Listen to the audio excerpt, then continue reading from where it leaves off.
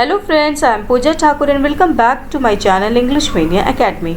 सो दोस्तों, आज की इस वीडियो में हम एक बार फिर प्रीवियस ईयर के क्वेश्चंस करेंगे, जिसको कि मैं पूरी तरीके से आपको एक्सप्लेन करने की कोशिश करूंगी। और ये जो क्वेश्चंस है वो मैंने 2016 से 2013 तक के लिए हुए हैं। और ये जो क्वेश्चंस है वो आज स्पेशली विलियम वर्ड्सवर्थ के ही हैं सिर्फ, और द एज ऑफ रोमांटिसिज्म से विलियम वर्ड्सवर्थ बिलोंग करते हैं। इनके अलावा और भी कई पोएट हैं जो इसी एज के हैं, और इसमें आप एस.टी. कॉलरिज का नाम सुनेंगे जो इसी सेम एज के से बिलोंग करते हैं। सो आइए विलियम वर्ड्सवर्थ के बारे में कुछ बात कर लेते हैं। सो विलियम वर्ड्सवर्थ का बर्थ 7 अप्रैल 1770 में कोकरमाउथ यूनाइटेड किंगडम में हुआ था, और उनकी डेथ 23 अप्रैल 1850 में रिडाल माउंटेन गार्डन्स की रिडाल यूनाइटेड किंगडम में हुआ था। ठीक है, नाउ दोस्तों, इसमें मैं आपको बता दूं कि जो विलियम वर्ड्सवर्थ है वो एस.टी. कॉलरिज के बहुत अच्छे दोस्त थे, और जब उन्होंने एस.टी. कॉलरिज के साथ मिलके एक जॉइंट पब्लिकेशन लिरिकल बैलेट्स का किया था, तो वहाँ से उनके पोएटिक करियर की शुरुआत मानी जाती है। सो वहाँ से वो बहुत ज़्यादा फेमस हुए थे। इसके अलावा हम इनके लाइफ एंड वर्क्स के बारे में और भी कुछ जानते हैं, बट प्रीवियस ईयर क्वेश्चंस के एक्सप्लेनेशन के साथ। ठीक है, सो आइए स्टार्ट करते हैं अपना ये वीडियो और देख लेते हैं question number 1। Which of the following is mismatched? इनमें से कौन सा है जो मिसमैच है? So William Wordsworth the green linnet William Wordsworth ने लिखी है। टू द कुकू, ये भी विलियम वर्ड्सवर्थ ने लिखी है। टू द स्काईलार्क, ये भी इन्होंने ही लिखी है। टू अ स्काईलार्क दोस्तों, ये इन्होंने नहीं लिखी है, ये विलियम वर्ड्सवर्थ का वर्क नहीं है। This poem is written by P B. Shelley in 1820। ठीक है, सो ये हमारा करेक्ट आंसर होगा क्योंकि ये मिसमैच है। Okay, now question number 2, who among the following said the child is father of the man? किसने कहा है कि जो चाइल्ड है वो मैन का फादर होता है? सो वो कहा है विलियम वर्ड्सवर्थ ने कहा है। ये दोस्तों एक मेटाफर है, यहाँ पार्ट्स ऑफ स्पीच, अगर फिगर ऑफ स्पीच की बात करें तो यहाँ मेटाफर है। और विलियम वर्ड्सवर्थ ने ये जो एक्सप्रेशन यूज़ किया है वो अपने poem my heart leaps up में किया है, which is also known as the rainbow, इस नाम से भी इसे जाना जाता है। So the correct answer is William Wordsworth. Question number 3, An Evening Walk is written by, so An Evening Walk जो है विलियम वर्ड्सवर्थ ने लिखा है, और it was published in 1793। ठीक है, और ये ऐसा माना जाता है कि ये इवनिंग वॉक जो है, एन इवनिंग वॉक की विलियम वर्ड्सवर्थ की फर्स्ट लॉन्ग सोनेट है, फर्स्ट लॉन्ग पोएम है। ठीक है, जो उन्होंने कंप्लीट की थी, और उसमें उन्होंने क्या डिस्क्राइब किया है, उसमें उन्होंने एक इवनिंग वॉक जो कि बीच पर वो कर रहे थे, और अपने 9 years ओल्ड डॉटर के साथ, जो कि इनका नाम कैरोलिन बैलन था, उनके साथ वहाँ पे वॉक कर रहे थे, और वहाँ के नेचर के बारे में उन्होंने उस पर कुछ एक्सप्लेन किए हैं, और अपने डॉटर के साथ उसका कुछ कंपैरिजन वगैरह भी वहाँ पे किया है, जो कि उसमें आपको देखने को मिलता है। Okay, so correct answer is A. Now question number 4, from which poem of William Wordsworth the line our birth is but a sleep and a forgetting is taken? कहाँ से लिया गया है ये लाइन? तो दोस्तों मैं बता दूं कि ये जो लाइन है ये intimation of immortality from recollection of early childhood से लिया गया है, और ये एक ओड है, ये एक नोबल पोएम है, और इसका कुछ पार्ट 1803 और कुछ पार्ट 1806 में लिखा गया था। ठीक है, और इसमें ह्यूमन सोल की इमॉर्टलिटी की बात की गई है, वही बताया गया है। और ये जो लाइन्स हैं, जो आप यहाँ लाइन्स देख रहे हैं, our birth is but a sleep and a forgetting, ये ओपनिंग लाइन है इस पोएम की। सो दोस्तों आगे बढ़ते हैं, correct answer is a. Now 5th, which form of poetry is the poem the solitary reaper? So दोस्तों सॉलिटरी रीपर जो है ये थोड़ा सा कंफ्यूजिंग इसका आंसर है कि इसका फॉर्म क्या है, बट ये एग्जामिनेशन पॉइंट ऑफ व्यू से अगर फॉर्म हमारा पूछा जाता है तो हमें क्या लिखना है, हमें बैलेड ही लिखना है। ठीक है, सो हमारा करेक्ट आंसर क्या होगा, एक बैलेड होगा। ठीक है, now question number 6, who refers William Wordsworth as an ever enduring man? किसने विलियम वर्ड्सवर्थ को एवर इंड्योरिंग मैन कहा है? मतलब कि एक ऐसा व्यक्ति जो हमेशा टिका रहेगा, हमेशा बना रहेगा। ठीक है, तो वो कौन है? वो हमारे एस.टी. कॉलरिज है, जिन्होंने विलियम वर्ड्सवर्थ के लिए ये लाइन कही है। एस.टी. कॉलरिज जो है वो एक इंग्लिश लिरिकल पोएट है, एक क्रिटिक है, एंड एक फिलोसफर भी थे। ओके, आगे देखते हैं, which poem of William Wordsworth is considered his greatest autobiographical epic. So दोस्तों, जब ऑटोबायोग्राफिकल एपिक के नाम आए तो आपको जाना है कि जो इसका करेक्ट आंसर है वो द प्रिल्यूड होगा, क्योंकि इसमें विलियम वर्ड्सवर्थ ने अपने ऑटोबायोग्राफी लिखी है, मतलब उसमें इन्होंने अपने बारे में लिखा है। और दोस्तों मैं आपको बता दूं कि द प्रिल्यूड का जो फुल नेम है वो है, फुल टाइटल जो है वो है growth of the poets mind, growth of a poets mind, ठीक है। और ये इन्होंने ब्लैंक वर्स में लिखा है, और ये एक इंट्रोडक्शन पोएम है द रिक्लूस का। द रिक्लूस दोस्तों विलियम वर्ड्सवर्थ ने एक प्लान था कि वो द रिक्लूस लिखेंगे, और द रिक्लूस का इन्होंने ये एक तरह से इंट्रोडक्शन स्टार्ट किया था, जो कि द प्रिल्यूड में इन्होंने इंट्रोडक्शन दिया था, बट द रिक्लूस ये कंप्लीट नहीं कर पाए, तो सिर्फ द प्रिल्यूड ही है जिसे ये पब्लिश कराया गया था, ठीक है। सो आगे देखते हैं, question number 8, lyrical ballads comprises poems by Wordsworth and. So lyrical ballads मैंने कई बार बता दिया कि लिरिकल बैलेड जो है वो वर्ड्सवर्थ एंड कॉलरिज दोनों ने साथ में लिखा था। So correct answer is c. 9th question, for a handful of silver he left us, this line of Browning has a reference to.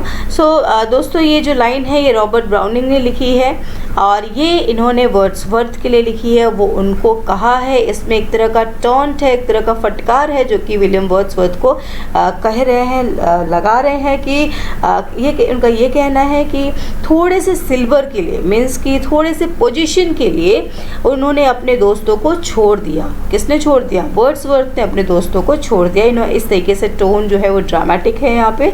और दोस्तों ये जो लाइन्स हैं ये द लॉस्ट लीडर जो कि रॉबर्ट ब्राउनिंग ने लिखी है और पब्लिश करवाई थी 1845 में, उसमें इन्होंने ये लाइन वर्ड्सवर्थ के लिए लिखी है। ये देखते हैं question number 10, every great poet is a teacher. Wordsworth का कहना है, आंसर इसका वर्ड्सवर्थ होगा। इन्होंने कहा है कि हर एक ग्रेट पोएट क्या है? एक टीचर है। और अगर मैं आपको इसकी कंप्लीट लाइन बताऊं तो ये है, every great poet is a teacher, I wish to be considered as a teacher और as nothing.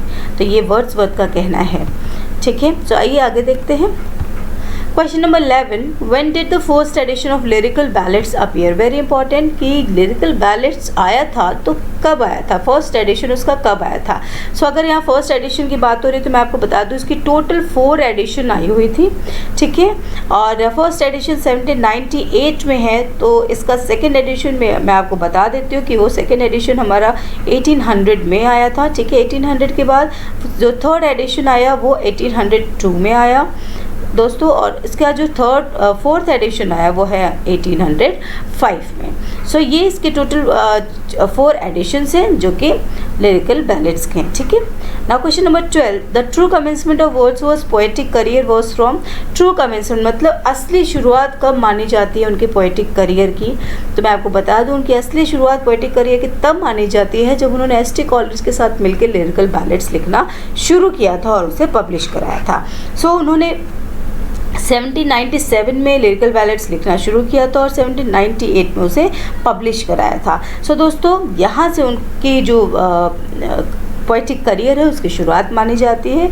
Although William Wordsworth first poems descriptive sketches and evening walk came out in the year 1793, but जो true commencement माना जाता है वो यहीं से माना जाता है, ठीक है। सो आइए देखते हैं नेक्स्ट क्वेश्चन।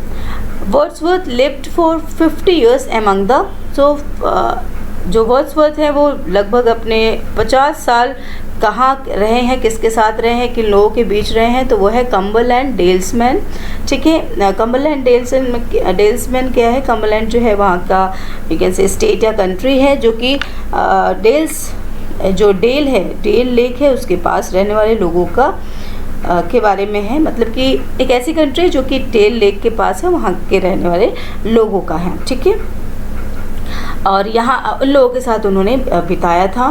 सो मैं आपको बता दूं कि विलियम वर्ड्सवर्थ जो हैं वो लगभग 1802 में वो इंग्लैंड में ग्रासमेयर में रहे हैं। उसके बाद वो मैरी हचिंसन के साथ शादी करने के बाद 1813 तक रिडाल माउंट में रहे हैं, ठीक है। और वो वहाँ पे रहे हैं, वो उनके साथ कम्बरलैंड डेल्समैन लोग के साथ वहाँ पे वो रहे हैं, जो कि रिडाल माउंट में ही है और वो तब तक रहे हैं जब तक उनकी डेथ नहीं हो गई, मीन्स टिल हिज डेथ वो कम्बरलैंड डेल्स मैन के लोगों के साथ ही रहे हैं, ठीक है। So correct answer is Cumberland dales man. Now question number 14, one of the following is not by Wordsworth. So इनमें से कौन सा है जो वर्ड्सवर्थ ने नहीं लिखा है? सो माइकल जो है ये वर्ड्सवर्थ का वर्क है। इट इज़ ब्यूटियस इवनिंग ये भी वर्ड्सवर्थ का है। रेजोल्यूशन एंड इंडिपेंडेंस ये भी वर्ड्सवर्थ का है। द मे क्वीन ये वर्ड्सवर्थ ने नहीं लिखा है दोस्तों। ये जो वर्क है, this work is written by Alfred Lord Tennyson, है ना, जो कि एक शॉर्ट पोएम की कैटेगरी में आता है। आइए आगे देखते हैं। द एक्सकर्शन, एक्सकर्शन मतलब क्या होता है? सैर सपाटा होता है ना। सो द एक्सकर्शन जो है ये पोएम इन्होंने किसने लिखी है? विलियम वर्ड्सवर्थ ने लिखी है। Dated 1814 marks the beginning of, जब द एक्सकर्शन उन्होंने लिखा था, जब पब्लिश कराया था, तो मैं आपको बता दूं कि जो प्रोफेशनल रिव्यूअर्स थे उन्होंने इनका कोई फेवर नहीं लिया, इतना कोई ध्यान नहीं दिया, इतना ये पोएम इतना फेमस नहीं होने पाया।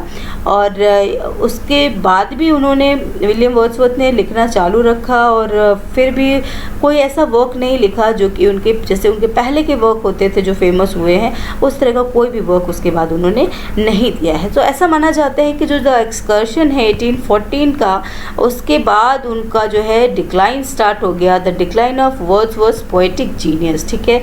उनके पोएटिक करियर का डिक्लाइन वहाँ से स्टार्ट हो गया, ठीक है। नेक्स्ट देख लेते हैं question number 16, Wordsworth poems mostly deal with. So Wordsworth की जो पोएम है मोस्टली किस चीज़ों पे बेस्ड होती है? तो हम्बल एंड रस्टिक लाइफ पे बेस्ड होती है। जैसा कि आप जानते हैं कि वो एक नेचर लवर हैं और अपने आसपास में होने वाली चीज़ों से बहुत जल्दी इन्फ्लुएंस हो जाते थे और उसी पे ही बेस्ड वो पोएम्स वगैरह लिखते थे।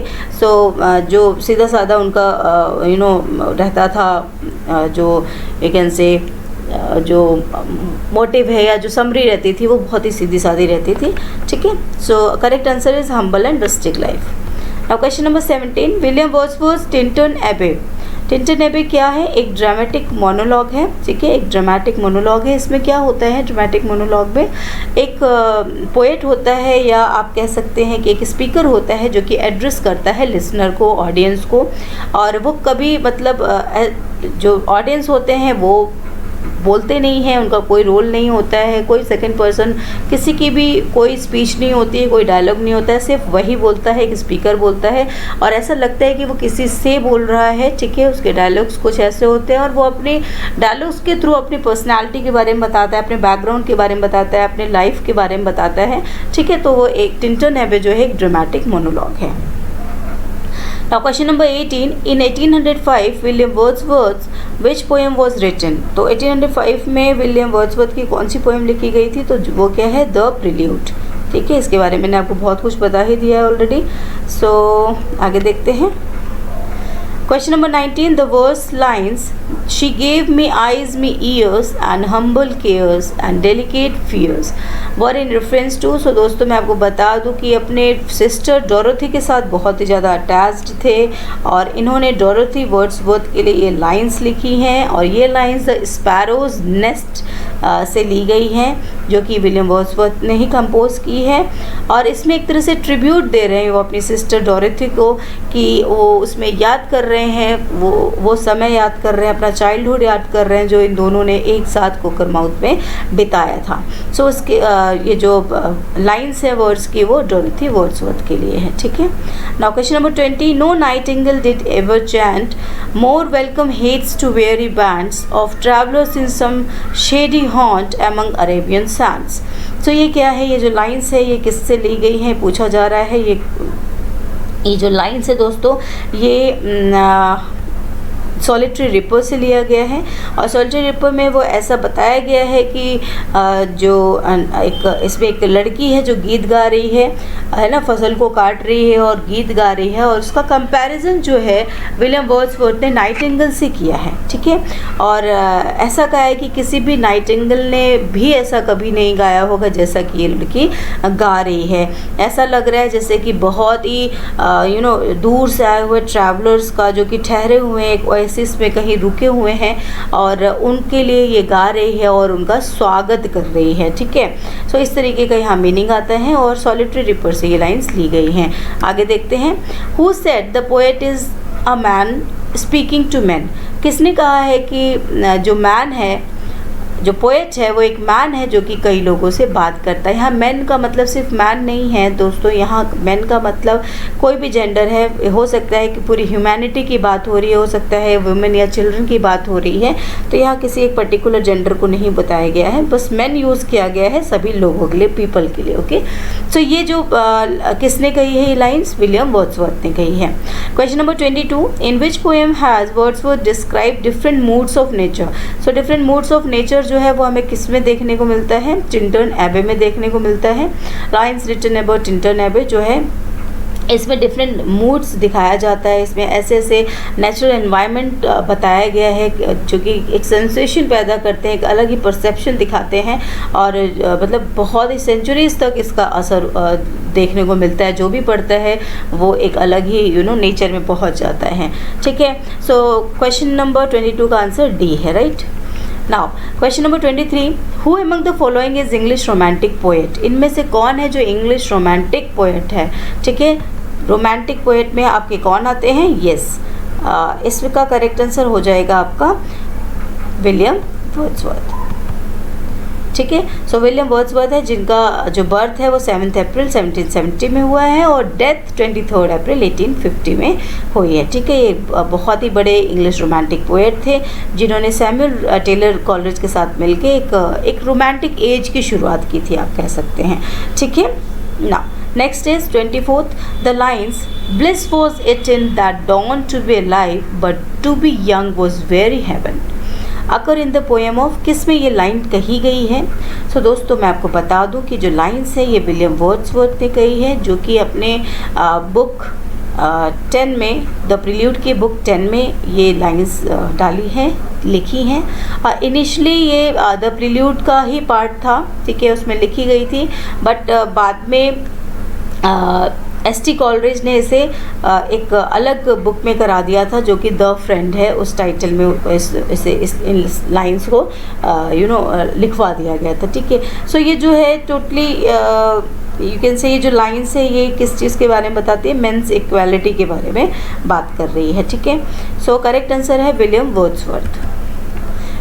Question number 25, who has written Peter Bell among the following. इनमें से किसने पीटर बेल लिखा है। सो आप जानते हैं कि विलियम वर्ड्सवर्थ ने लिखा है जो कि 1798 में लिखा है और ये एक लॉन्ग नैरेटिव पोएम है विलियम वर्ड्सवर्थ की। सो दोस्तों यहाँ पे मेरा पार्ट ख़त्म हो रहा है। मैं 25 क्वेश्चन आप लोगों को करा चुकी हूँ और एक ये क्वेश्चन है जो आप लोगों को करना है और मुझे कमेंट बॉक्स में इसका आंसर लिखना है, लिख के देना है। Okay, so what is the question, let's see. To whom is Wordsworth's autobiographical poem the prelude addressed. So the prelude के बारे में मैंने आपको कई सारी चीज़ें बताई हैं। ठीक है, सो आपको ये बताना है कि जो द प्रिल्यूड लिखा गया वो किसे एड्रेस किया गया है, किसके लिए लिखा गया है। ठीक है, और सो करेक्ट आंसर इसका आपको बताना है। ऑप्शंस है जेन ऑस्टन, कॉलरिज, पोप और doctor Johnson. So I hope आप लोग इसका आंसर मुझे ज़रूर देंगे। And yes, if you like my video so don't forget to like, share and subscribe my channel. Thank you so much.